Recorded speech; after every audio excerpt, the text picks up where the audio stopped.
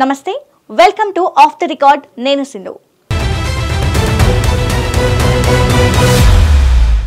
తెలంగాణ మంత్రివర్గ విస్తరణ కాంగ్రెస్ పార్టీలో తీవ్ర ప్రకంపనలు సృష్టిస్తున్నాయా ఈసారి కూడా ఆ ఎమ్మెల్యేకు పెద్ద షాక్ తగిలిందా జిల్లాలోని రాజకీయ సమీకరణాలు పార్టీలో జరిగిన లాబియింగ్ ఆయన్ను పక్కన పెట్టాయా ఆయనకు మంత్రి పదవి రాకపోవడానికి అదే కారణమా ఇప్పుడు బయటపడుతున్న నిజాలేంటి ఆయన స్పందన ఏంటి పార్టీకి విధేయుడిగా పనిచేస్తారా లేక మరోసారి తిరుగుబాటు జెండా ఎగరేస్తారా ఇంతకీ ఆ ఎమ్మెల్యే ఎవరు let's watch this of the record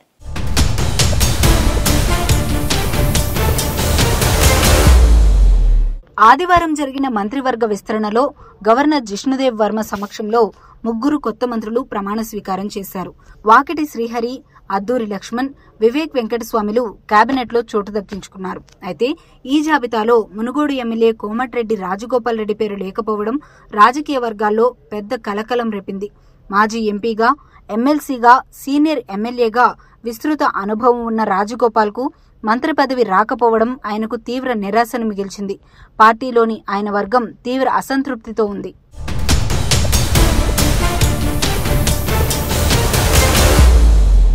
Rajagopal కి మంత్రి పదవి దక్కకపోవడం వెనుక ఉమ్మడి నల్గొండ జిల్లా రాజకీయ సమీకరణాలే ప్రధాన కారణమనే చర్చ నడుస్తోంది. ఇప్పటికే ఉమ్మడి నల్గొండ జిల్లా నుండి రెడ్డి సామాజిక వర్గానికి చెందిన ఇద్దరు నేతలు ఉత్తమ్ కుమార్ రెడ్డి, కోమటిరెడ్డి వెంకటరెడ్డి కీలక మంత్రి పదవుల్లో కొనసాగుతున్నారు.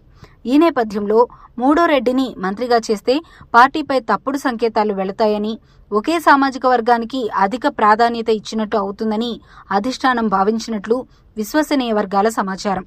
ఇక జిల్లాకు చెందిన సీనియర్ నేత జానారెడ్డి కూడా ఈ నిర్ణయానికి పరోక్షంగా ప్రభావితం చేసినట్టు పార్టీలోనే గుసగుసలు వినిపిస్తున్నాయి. రాజగోపాల్ కు పదవి రాకపోవడానికి ఇదే ప్రధాన అంతర్గత కారణమని చెబుతున్నారు.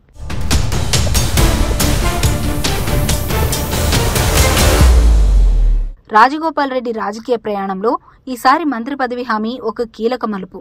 బీజేపీలో చేరిన అనంతరం మునుగోడు ఉప ఎన్నికల్లో పోటీ చేసి ఓటమి పాలైన రాజగోపాల్ ఆపై కాంగ్రెస్లోకి తిరిగి వచ్చాడు. బీజేపీలో ఉన్న వివేక్ వెంకటస్వామితో పాటు పార్టీలోకి వచ్చే సమయంలో ఇద్దరికీ మంత్రి పదవులు హామీ ఇచ్చినట్టు పార్టీ వర్గాల్లో విస్తృతంగా ప్రచారం జరిగింది. అది ఒక రాజకీయ ఒప్పందంలో భాగమని కూడా చెబుతారు. కానీ ఇప్పుడు వివేక్ కి మాత్రమే మంత్రి పదవి దక్కగా రాజగోపాల్ కి మాత్రం మళ్లీ మొండి చేయి ఎదురైంది.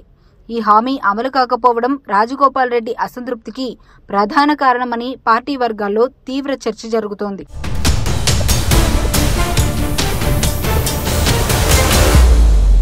పార్టీ అధిష్టానం తనను పట్టించుకోవడం లేదన్న భావన రాజగోపాల్లో బలంగా ఏర్పడినట్లు సమాచారం. మంత్రివర్గ విస్తరణ అనంతరం ఆయన ఫోన్ స్విచ్ ఆఫ్ చేసుకున్నారని సమాచారం.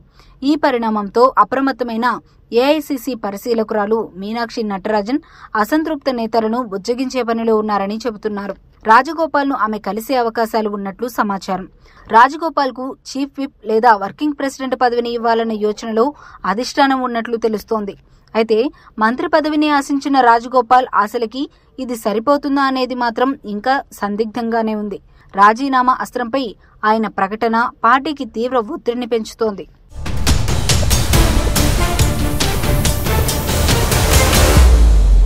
రాజగోపాల్ రెడ్డితో పాటు మంత్రివర్గ విస్తరణలో చోటు దక్కని ఇతర నేతలు కూడా తీవ్ర అసంతృప్తిలో ఉన్నారట. మల్రెడ్డి రంగారెడ్డి, పెద్ది సుదర్శన్ రెడ్డి లాంటి సీనియర్లు కూడా ఈ విస్తరణలో స్థానం లభించక నిరాశ చెందారు.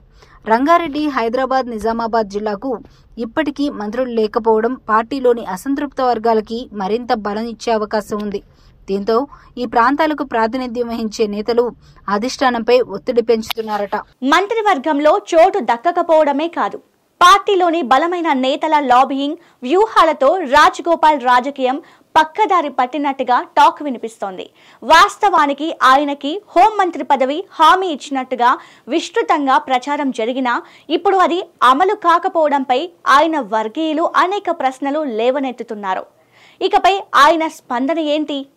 పార్టీకి విధేయుడిగా పనిచేస్తారా లేక మరోసారి తిరుగుబాటు జెండా ఎగరేస్తారా? జిల్లా రాజకీయాల్లోనే కాదు, రాష్ట్ర కాంగ్రెస్ లో ఇప్పుడు ఇదే హాట్ టాపిక్ గా మారింది.